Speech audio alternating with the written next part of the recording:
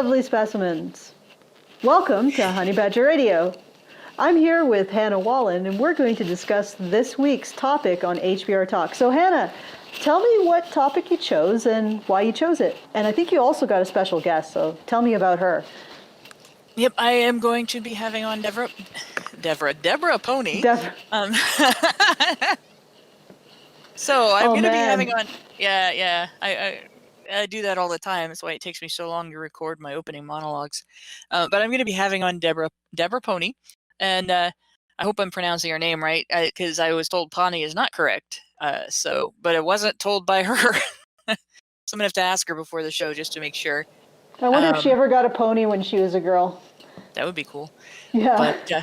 But in any case, she is going to be discussing her research. She is doing a survey, and this is in conjunction with some other things that she is doing. But her actual request for people to take the survey says, I am a PhD candidate at the University of Central Lancashire, conducting an online survey as part of my research, investigating the experiences of partner abuse, the effects of abuse, and the potential for recovery in male victims. The survey will take approximately 30 to 45 minutes and consists of questions and psychological scales. And she gives a link that we'll be giving in the low bar of the actual show. And we also gave it last week because I would like to see this shared and see people have the opportunity to participate in this. There's not as much research on male experiences of this as there is on female experiences. But it's kind of interesting. The moment that she announced that she was doing this, she was sort of jumped on by Feminist professor, and I guess he calls himself a researcher, at least, Michael Flood. And it looks like, I was gonna double check with the conversation on Twitter, and I can't find it, or at least I can't find. Oh, there it is. His comment. I was gonna say, but he instantly jumped in with this statement, asking, nope, that's not his statement.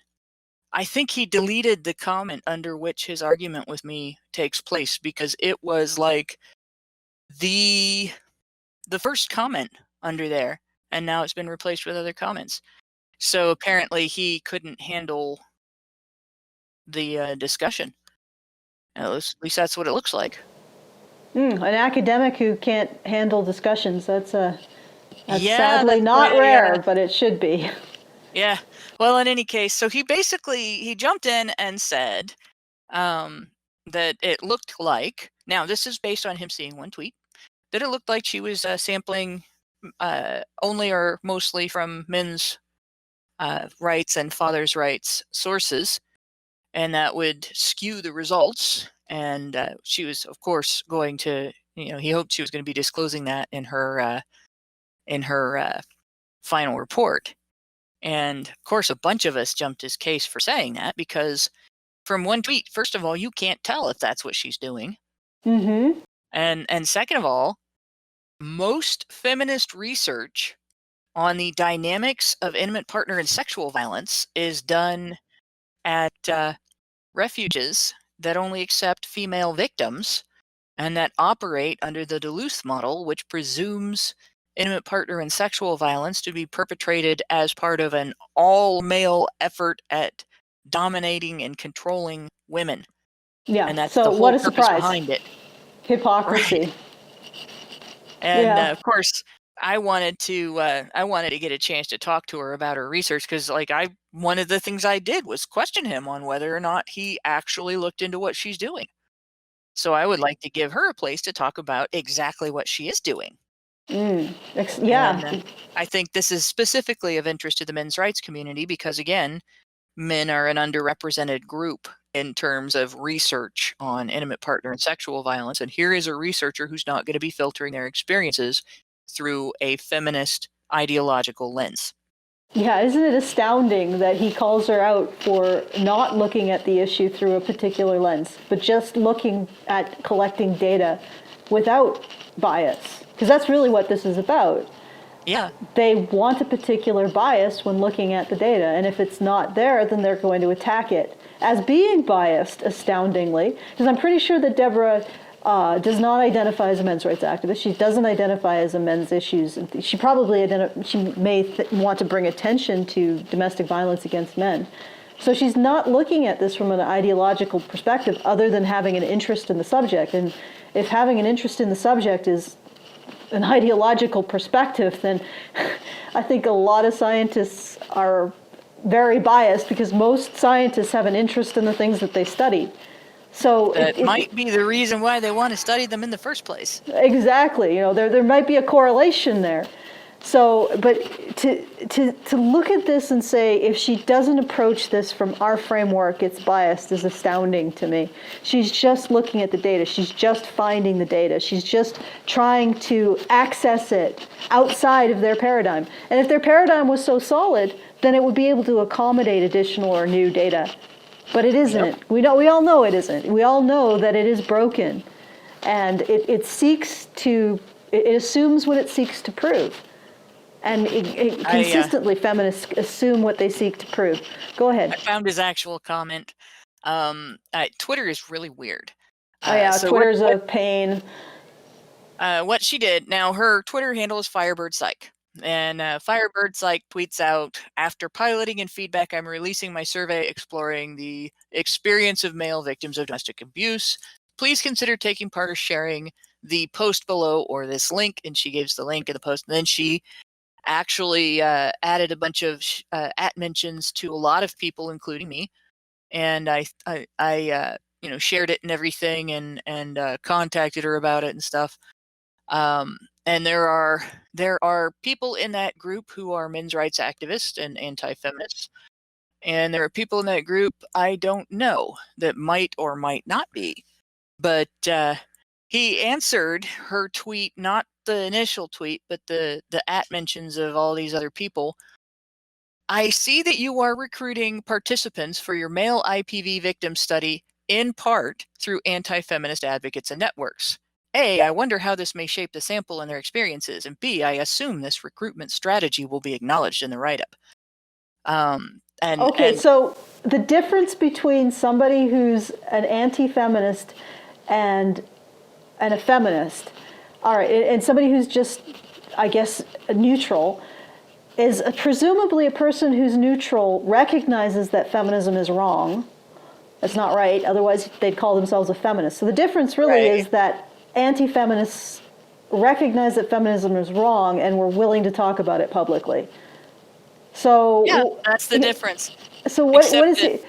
His recruiting from anti-feminists is essentially what he's saying is you're recruiting from non-feminists, from people who don't abide by my particular ideology. And he's saying, thus, what you're doing is ideological and biased. Isn't that astounding?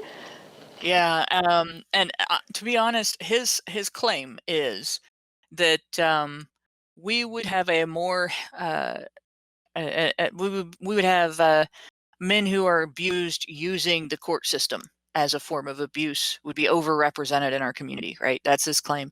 But the thing that he said here is at the top again at this tweet of his. I see that you are recruiting for your participants for your study in part through anti-feminist advocates and networks. So my question to him was, are you saying that a study will be skewed if it doesn't exclude all people who are part of these networks?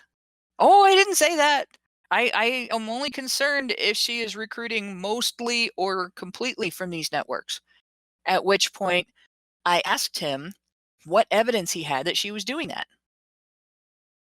And he never could give me any evidence that he had that would suggest that she was recruiting only or mostly from the manosphere. Instead, poisoning the well. He would say, well, you will see in my initial tweet, I said in part. And I even tried to nail it down to him. I said, look, you either mean that you are upset she's including any at all, or you are accusing her of excluding people who are not, of only or mostly recruiting from the manosphere. Which is it? Because you can't have both. Either she's not only or mostly recruiting from the manosphere, and you have nothing to be upset about if you're not saying that she needs to exclude all people involved with the manosphere, or you are upset that she's including people involved with the manosphere, and you're not accusing her of only or mostly recruiting from us. So which is it? He stopped replying to me Of for course. almost a whole day, and then he came back and started accusing him of arguing in bad faith. And I said, "Well, you are arguing in bad faith. I'm accusing you of arguing in bad faith. Yes, I am calling you a liar. You can't give me a straight answer." Like, he really didn't expect that. He expected me to roll over, I'm sure, and try to walk things back and say, "Oh no, I'm being nice. I'm being personable. I'm not being difficult." No, I'm not like that. I revel in being difficult. I am proud of being difficult. I will be increasingly difficult after somebody calls me difficult just to piss them off. I will dig my heels in unless they can give me evidence that I'm wrong, right? If they can give me evidence then that I'm wrong, then I will consider that evidence, and that's important. But if his only argument is you're being difficult and cantankerous and accusing me of things, yeah, you're damn right I am. You're a liar. Accusing you of saying that he's doing what he's doing. Yeah. How dare you? I'm insulted that you've accused me of being a murderer as I stand here with the blood dripping off of a knife and a corpse at my feet. Yeah, so don't be surprised if some of this discussion turns into a discussion of her experiences with Michael Flood, because they've been having a knockdown drag out for a couple of years. Oh yeah. And this guy is slippery, right? He is slipperier than a greased pig in a swimming pool. Okay, well, if that sounds like your cup of tea, greased pigs and swimming pools, then head on over to HBR Talk for Hannah's interview of Deborah Powney. Bye. Or thank you for listening. Oh, or I need a better outro. What should I say? Like, see you there? Well, I might not be on there, so. Yeah. Listen in. Thank you for your kind attention. Yeah. Thank you for your kind attention. I'll go with that. I would say my outro is you can tune in at 7:30 p.m. Eastern, or check out Badger Feed. I usually have it in front of me. Badgerfeed.com for more listening and viewing options. Or you can just go there, and a link is in the low bar as well. All right.